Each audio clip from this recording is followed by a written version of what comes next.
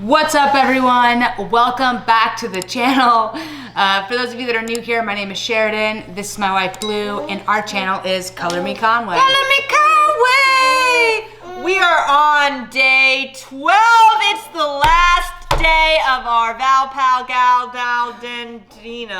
Countdown and giveaway. So for those of you that have been watching this whole time, thank you so much for tuning in. Tomorrow is Valentine's Day. Tomorrow is Valentine's Day, and we will be doing our cumulative video. Yeah, So this is the last review day. Yeah, our cumulative video, and then announcing the winner of the Gal Pal Val giveaway. So for those of you that have just tuned in with us, you'll have an opportunity to enter into the giveaway. But if you want 11 more opportunities, go back, watch the videos, and answer the mystery question. Yeah. What show are we reviewing or talking about today? So we talk a lot about this show in other channel, videos that are unrelated to the show entirely. The show entirely, as well as this actual show, because this is Avatar: The Last Airbender version 2, our Legend of Korra. We talk a lot about Avatar: The Last Airbender on this show because, in my opinion, that is kind of the gold standard of this kind of animation. But there are no lesbian characters in Avatar: The Last Airbender, so it's not relevant to us right now. However, Korra, Legend of Korra changes that. Thank you so much. Kind of, and we're going to talk about it today. So, full disclosure, Sheridan hasn't watched The this full show. Yeah, I have seen episodes, but I actually have not watched the full season or the full show end to end. I'm gonna be taking the reins today because I have watched it.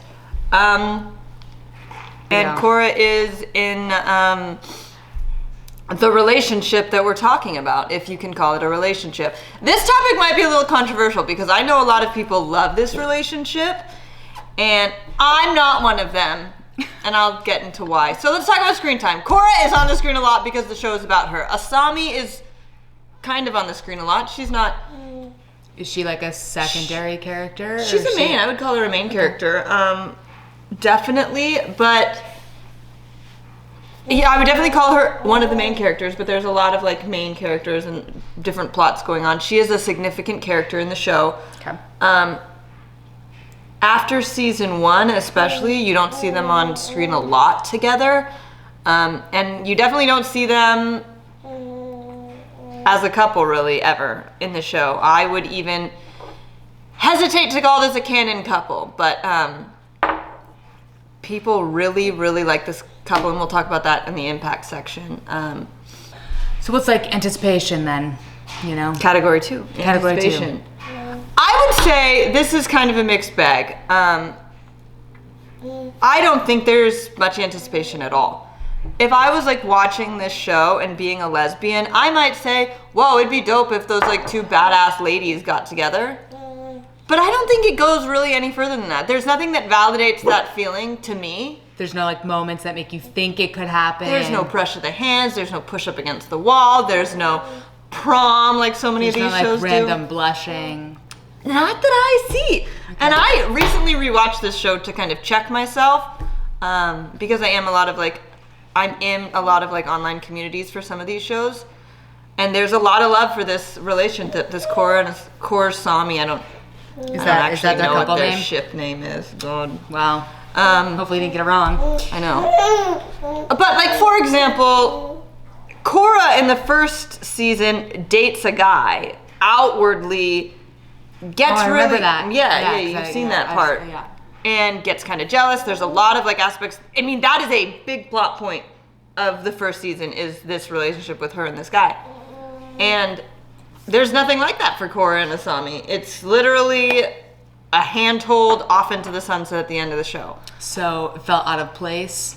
I just didn't anticipate it. Like, it was cool. Yeah. But to me...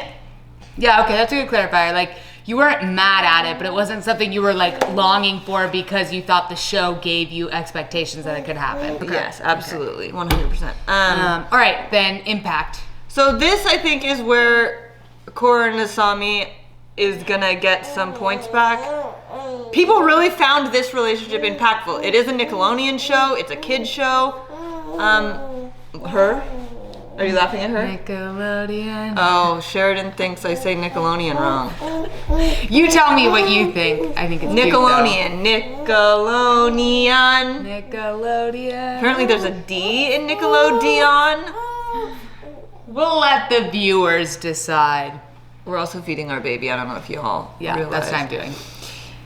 All right. So can't say Nickelodeon. Impact. You just did. I've always seen the D in it. I great. just like. Don't worry about it. Don't get There's D in Nickelodeon. Oh yikes. Impact. It wasn't poor taste, but I hope Sheridan doesn't cut it. It was a funny joke. Okay, Impact. Let's talk about Impact. So it is Nickelodeon. Yeah, it's a Nickelodeon show, which means it's, a kid's show, which I think is always exciting to show broader representation in shows that are, more geared towards kids. Because I think... there's lots of, cute little, straight couples in these kinds of shows. People have crushes. It's part of growing up, and it's cool to, get this kind of representation on, Nickelodeon. It's a cool channel. We all grew up watching it. I think you have to give it some credit there. What do we think about likability? They're awesome. The two characters are super cool. I love that. They're badasses, that's for sure. Asami's cool. Asami, comes from a rich family. Her dad's kind of evil. She turns it around. She's awesome. Korra is, the friggin' Avatar, is buff and strong and, kind of a badass. So overall likability, what would you say? High?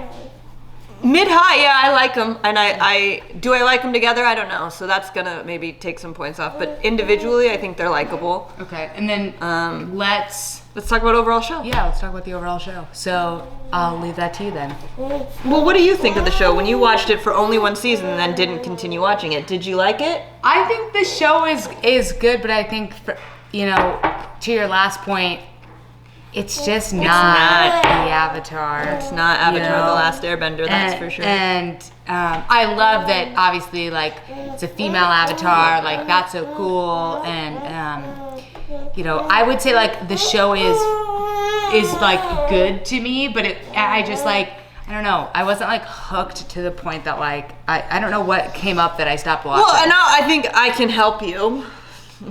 Yeah, please do. If you watch season 1 of The Legend of Korra, it's almost like they thought it was going to get canceled. I think they wrap everything up. It's a very interesting plot in this new Republic City or whatever it's called.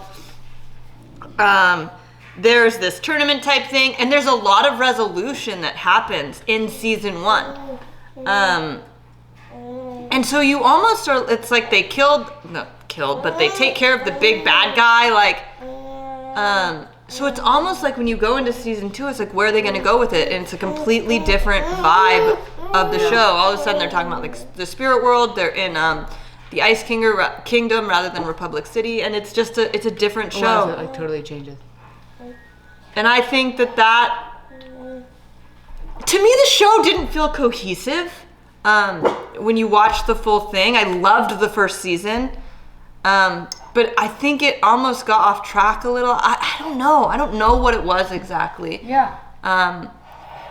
But I liked the show. I liked its Avatar. It's iconic. I watched the whole thing. I'm not gonna go back and rewatch it a lot. Some of these shows I will. Right. I'll turn on a favorite episode. I didn't feel that way about this one, but it's a solid show, and credit where credit is due. All right. So that's our review of Korra and Asami and The Legend of Korra. Let me know if you think I'm wrong, and please you guys let us know. Ship them. Blue has thought this video would be controversial the whole time, so I'm interested to see if anyone disagrees with her or agrees with her. And for the last question in the Gal Pal Val giveaway countdown palooza, you have until midnight Pacific time to answer this question to get entered into the raffle. What's the question? Gosh. If you were a part of the Avatar world, which kingdom would you be a part of? Which kingdom or what kind of bender would you want to be? Bender. If you don't know what that means because you've never watched Avatar, first, go watch Avatar. Go watch Avatar first. Second, if you could bend an element, if you could bend something, even if you've never watched the show, what would you be a bender of? Yeah. Earth, wind, fire, air, metal, blood, water, you know, whatever. Yeah, whatever. Whatever you want, just tell us what you'd bend. Thank you for watching this whole countdown. Check out the other videos if you haven't. We appreciate you. Please feel free to smash the like button. We were excited to do this countdown leading up into Valentine's Day, and we really hope you liked it. And our big, long countdown is going to be tomorrow. If you've tuned in for all of these shows, thank you so much. Yeah, so we are going to be ranking all of these lesbian relationships. If you think we missed one, if you were waiting for one and today's the last day and you're like, how the F did they miss this one? Put it in the comments. Put it in the comments because I racked my brain. I did research. I don't think I missed any. I bet some of you thought I was going to miss Korra and Asami, but did we? We didn't. And we would love to watch, you know, new shows. So let us know if we missed any that you love. Thank you for watching. Please subscribe, and we'll catch you in the next one. Soya. Oh, okay. And we'll catch you in the next one.